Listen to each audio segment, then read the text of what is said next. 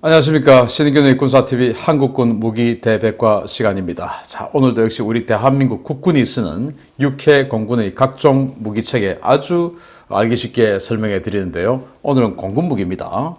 자, 항공 폭격 작전의 눈 KA-1 전선 항공 통제기 알려드리겠습니다. 자, KA-1 우리 대한민국에서 직접 독자적으로 만든 이 프로펠러 이 항공기인데 훈련기를 개조해서 공격기, 전선 통제기로 만들었죠. 그럼 전선 통제기가 뭐 하는 건지, 이건 또 어떤 성능인지 한번 보겠습니다. 목숨 걸고 타야 했던 전선 통제기 O2A입니다. O는 뭐냐면 이제 그 observation 해서 관측한다 라는 말이 되겠죠. 그래서 이 월남전 참전의 대가로 미군으로부터 14대의 O2A 전선 통제기를 공짜로 받습니다. 이제 공예를 받죠. 이게 이제 1974년도인데, 왜냐하면 우리가 포격을 하든지 아니면 전투기가 폭격을 하든지 하려고 하면 어디 있는지 알아야 되지 않습니까? 지금 이제 이 현대전 같은 경우는, 미국 같은 경우는 조인트 스타즈나 이런 걸 가지고 완전히 광역 탐색을 하고 이렇게 해서 이제 표적을 확인하고 타격을 하지만 한국은 그런 게 안 됐죠. 그래서 이 전선 통제기 관측기가 필요했던 겁니다. 그런데 좀 잘못 알려진 게 이걸 이제 코인기 그랬는데, 코인기는 아니에요. 코인기는 이 폭격 능력까지 있고 스스로의 공격 능력까지 있는 걸 이제 코인기라고 하는데, 이건 코인 능력은 없어요. 그래서 그냥 순수하게 관측만 하는, 무장이 없는 이제 이런 비행기인데, 제가 왜 목숨 걸고 타야 했는지, 이게 이제 속도가 워낙 느리고 저고도로 비행하고 상대적으로 또 덩치도 좀 이렇게 있고 하니까 적의 대공포에 아주 취약했던 겁니다. 대공포 사거리 내의 이 고도로 날았기 때문에 대공포의 십자포가 딱 걸리면은 바로 그냥 추락하는 그런 거죠. 그런데 뭐 다행히 1914년도부터 전쟁은 일어나지 않았으니까. 그렇지만 어쨌든 전쟁이 발생한다면 이건 정말 목숨 걸고 적진 가장 깊숙한 곳에 침투해서 저기 있네 하면서 이제 우리 아군에게 무전으로 좌표를 알려주는 이런 역할을 하는 비행기였던 겁니다. 이런 게 있었어요. 자, 그런데 우리 공군은 이게 너무 노후됐고 성능이 열악하다 보니까 이 차세대 관측기가 필요했던 거예요. 그래서 이 브론코에서 만든 OV-10G 이걸 도입하고 싶었던 겁니다. 이건 보시다시피 덩치가 좀 큽니다. 덩치가 크고 하다 보니까 이건 코인 능력, 즉 스스로의 공격 능력도 있었어요. 걸프전 때 미 해병대는 이걸 가지고 아주 요긴하게 잘 써먹었습니다.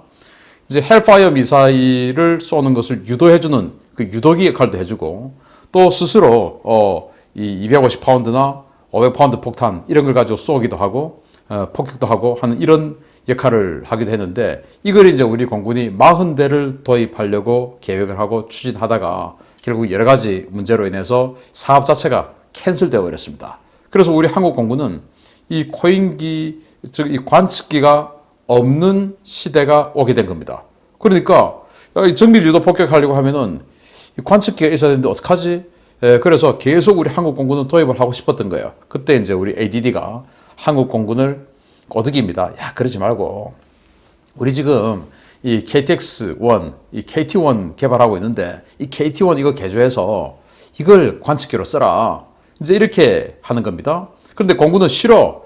야, 이게 말이 되는 거야. 그걸 갖고 우리가 어떻게 실전에 써먹으라는 거야. 그건 그냥 훈련기잖아. 훈련기 중에서도 아주 성능 열악한 훈련기잖아. 안 해. 이제 이렇게 된 겁니다. 왜냐하면 이 KTX-1, 즉 KT-1을 처음 개발할 때 이 엔진이 650마력 엔진이었어요. 그런데 야, 나보다 엔진 출력 더 낮은 거 싫어하냐? 여기 1944년 쓰던 미국의 무스탕 전투기, 처음에는 좀 허접한 엔진이었지만은 나중에 롤스로이스제 엔진으로 바꾸고 나서 엔진 파워가 1650마력까지 치솟아서 완전히 뭐 최강의 전투기가 되어버렸죠. 그 1944년에 쓰던 무스탕 1650마력보다 무려 1000마력이나 지난 적은 650마력짜리 엔진을 쓰니까 이게 얼마나 느리고 얼마나 기동성 없고 그러겠습니까? 그걸 이제 21세기에 쓰라고 하니까 공군은 싫다, 안 된다 라고 된 거죠. 그래서 공군은 우리는 이 정도는 돼야지, PC-9 이 정도는 돼야 되는 거 아니야? 그래서 필라투스 PC-9이라고 스위스에서 만든 건데 이걸 공군이 도입하려고 했어요. 이 PC-9은 1150마력 엔진에 무장 능력이 1.7톤 됩니다. 그러니까 나름 뭐 적당하게 무장도 좀 하고 1150마력이니까 이 650마력짜리 저 KT1보다는 거의 뭐 2배 정도의 엔진 파워니까 무장, 기동 이런 게 적당히 이건 이제 써먹을 수 있었던 거예요. 그래서 이제 이 필라투스 같은 경우는 그런 괜찮은 성능이다 보니까 지금 현재까지 14개 국가에 수출이 됐는데 그 중에서 뭐 아프리카나 이런 저개발 국가에서는 이걸 공격기로도 쓰고 있어요. 그래서 우리 한국 공군은 이 PC9을 도입하려고 했는데 스위스에서 아니 니마들은 지금 분쟁국이잖아요. 우리는 분쟁국에는 무기 안 팔아요. 하고는 안 판다고 해버렸습니다. 그래서 공군이 또 붕 떠버렸어요. 그래서 이제 결국 공군이 야 그러면 이 KTX1, 이 KT1밖에 없구나. 그러면 이 KT1을 이런 식으로 해서는 안 된다. 엔진 파워가 650마력 이게 말이냐 안 되지 해서 엔진 파워를 좀 더 올리자 해서 950마력짜리 엔진을 장착을 하기로 한 거죠. 덕분에 이제 뭐 KT1 성능도 좋아졌습니다. 그래서 꽁 대신 닭입니다. KT1을 개조한 KO1의 등장입니다. 그래서 최초에 이 KA1의 이름은 KO1이었어요. Observation, 관측한다 라는 말이 되겠죠. 그래서 이제 KO1의 재원을 보면 기체 중량은 2040kg, 2톤이죠. 최대 이륙 중량은 3.3톤. 그리고 엔진은 950마력짜리 프렛 앤 휘트니사의 엔진이고요. 최대 속도는 시속 500km. 항속 거리는 1688km. 그리고 최대 상승 고도는 11,580m. 그러니까 11.5km까지 최대 올라갈 수 있는 거예요.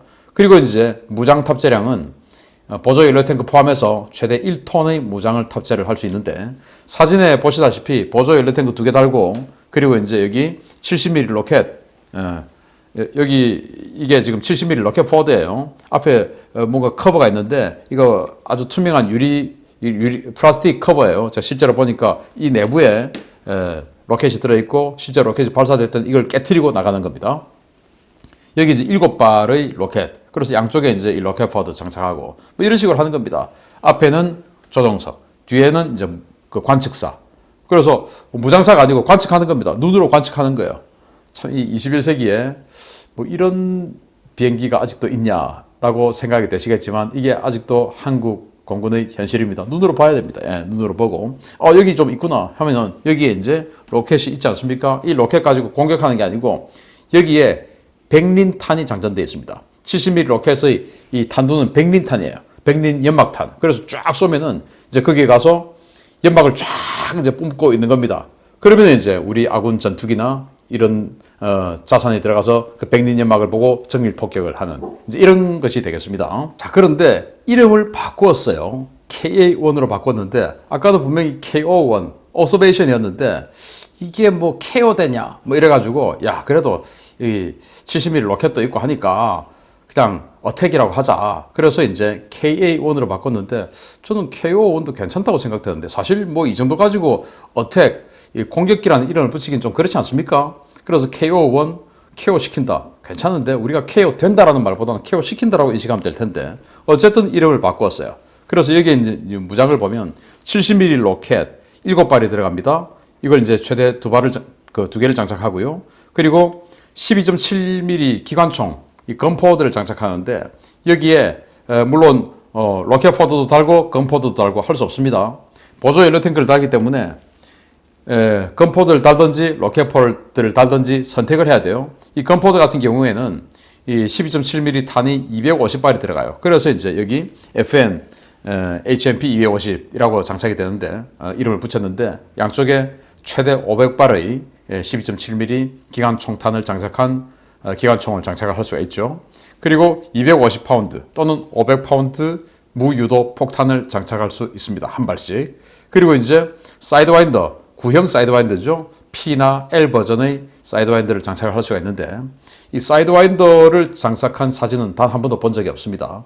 아무튼 이제 이렇게 해서 그 무장을 탑재를 하고 그러면서 뒤에 이 사진은 지금 뒤에 관측사가 탑승을 안 하고 있는데 어쨌든 그렇게 해서 뒤에 관측사가 타고 이제 이렇게 쳐다보는 겁니다. 그리고는 여기 적기갑 전력들이 좀 있어. 그러면 이제 거기다가 백린 연막 다 쏘고 뭐 그런 거예요. 그렇게 해서 우리 한국 공군은 이걸 20대를 만들어서 그걸 지금 현재는 원주 기지에 배치를 해놓고 있습니다. 원주 기지가 이제 한반도의 중심쯤 되죠. 그러니까 거기에서 서부 전선으로 올 수도 있고 북쪽으로 쭉 가서 동부 전선으로 갈 수도 있고, 그래서 이제 지상에 움직이고 있는 북한군의 세력들을 직접 이렇게 눈으로 보고 폭격을 유도해주는 이런 역할을 하는 겁니다. 자, 그래서 실제로 보면 이 KA-1이 한 1000에서 1500m 고도를 비행을 하고 속도는 250에서 400km 시속 속도, 자, 이렇게 해서 비행을 하는 거예요. 왜냐? 제트기들은 확 지나가 버리니까 볼 수가 없어요. 그래서 이 프로펠러기로 천천히 비행하면서 눈으로 직접 봅니다. 그랬더니 야, 저기 이동 중인 적전차 한 개 중대 있어. 그래서 내가 표적 지시해놨어. 백린 연막탄 쏴놨어. 확인 바람. 이제 이렇게 하는 거예요. 무전으로 날려줍니다. 그러면 이제 이 F-16 또는 뭐 FA-50 이런 전투기들이 초계를 하고 있다가 오케이 해서 이제 저기 백린 연막탄 있네.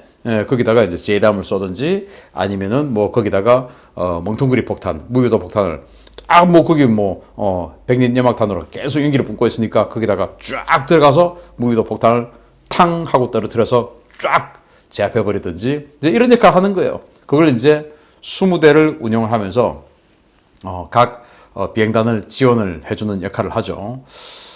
그래서 앞으로는 우리 지금 이제 육군에서도 롱보우 아파치, 아파치 가디언이죠. 이 롱보우 레이더를 장착한 이 버전들이 대거 들어오게 되고 72대의 아파치가 들어오니까 그러면 이제 아파치와 전투기가 실시간 데이터 링크를 하고 그리고 우리 한국 공군도 한국형 조인트 스타즈, K 조인트 스타즈를 도입하려고 하고 있죠. 그러니까 그 조인트 스타즈도 또 이렇게 지상을 매핑하고 그리고 앞으로 우리 F-16도 스스로 또 지상을 매핑하는 레이더를 장착하게 되고 세이버 레이더 업그레이드해서 이제 이런 식으로 지상을 탐지하는 능력들이 훨씬 더 강화되니까 이제 앞으로는 사실은 이제 이 전선 통제기, 관측기는 필요 없게 되는 날이 올 겁니다.